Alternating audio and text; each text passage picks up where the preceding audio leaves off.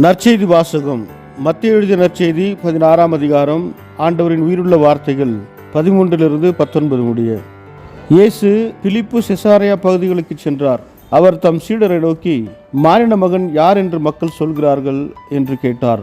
அதற்கு அவர்கள், சிலர் திருமுழுக்கு யோவான் எனவும், வேறு சிலர் எலியா எனவும், மற்றும் சிலர் எரேமியா அல்லது பிற இறைவாக்கினருள் ஒருவர் என்றும் சொல்லுகின்றனர் என்றார்கள். ஆனால் நீங்கள் நான் யார் என சொல்கிறீர்கள் என்று அவர் கேட்டார்.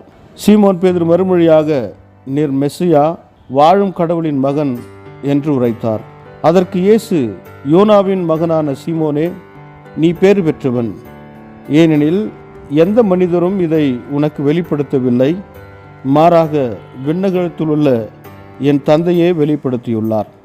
ஏனெனில் எந்த மனிதரும் இதை உனக்கு வெளிப்படுத்தவில்லை, மாறாக விண்ணகத்திலுள்ள என் தந்தையே வெளிப்படுத்தியுள்ளார்.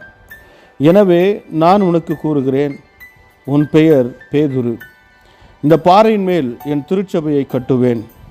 பாதாளத்தின் வாயில்கள் அதன் மேல் வெற்றி கொள்ளா. விண்ணரசின் திறவுகோலை நான் உன்னிடம் தருவேன். மண்ணுலகில் நீ தடை செய்வது விண்ணுலகிலும் தடை செய்யப்படும். மண்ணுலகில் நீ அனுமதிப்பது விண்ணுலகிலும் அனுமதிக்கப்படும் என்றார்.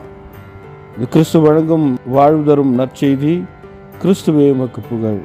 ಮತ್ತಾಯ ಅಧ್ಯಾಯ 16 ವಚನ 13-19 ಯೇಸು ಫಿಲಿಪ್ಪನ ಸೆಜೇರೆಯ ಎಂಬ ಪ್ರಾಂತ್ಯಕ್ಕೆ ಹೋದನು.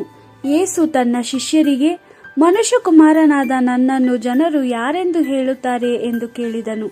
ಶಿಷ್ಯರು, ಕೆಲವರು ಸ್ನಾನಿಕ ಯೋಹಾನನೆಂದು ಹೇಳುತ್ತಾರೆ, ಇನ್ನು ಕೆಲವರು ಎಲಿಯನೆಂದು ಹೇಳುತ್ತಾರೆ, ಮತ್ತೆ ಕೆಲವರು ಯೆರೆಮೀಯನೆಂದು, ಇಲ್ಲವೇ ಪ್ರವಾದಿಗಳಲ್ಲಿ ಒಬ್ಬನೆಂದು ಹೇಳುತ್ತಾರೆ ಎಂದು ಉತ್ತರ ಕೊಟ್ಟರು.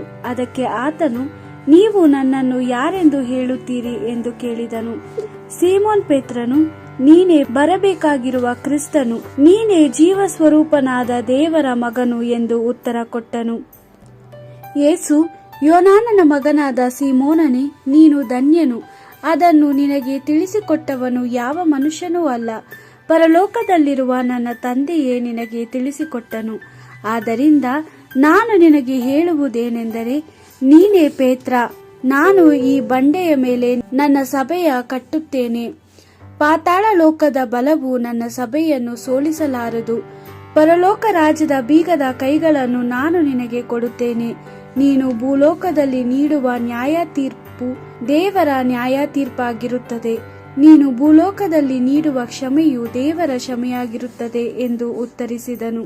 ದೇವರ ವಾಕ್ಯವಿದು. ದೇವರಿಗೆ ಕೃತಜ್ಞತೆ ಸಲ್ಲಲಿ. Gospel according to Matthew chapter 16 verse 13-19. After that Jesus came to the region of Caesarea Philippi. He asked his disciples, "Who do people say the Son of Man is?" They said, "Some say you are John the Baptist, others Elijah or Jeremiah or one of the prophets." Jesus asked them, "But you, who do you say I am?" Peter answered, "You are the Christ, the Son of the living God." Jesus replied, "You are a happy man, Simon, son of Jonah, for it is not flesh or blood that has revealed this to you, but my Father in heaven. And now I tell you, you are Peter, and on this rock I will build my church, and never will the power of death overcome it. I will give you the keys of the kingdom of heaven. Whatever you bind on earth shall be bound in heaven, and what you unbind on earth shall be unbound in heaven." The Gospel of the Lord. Praise to you, Lord Jesus Christ.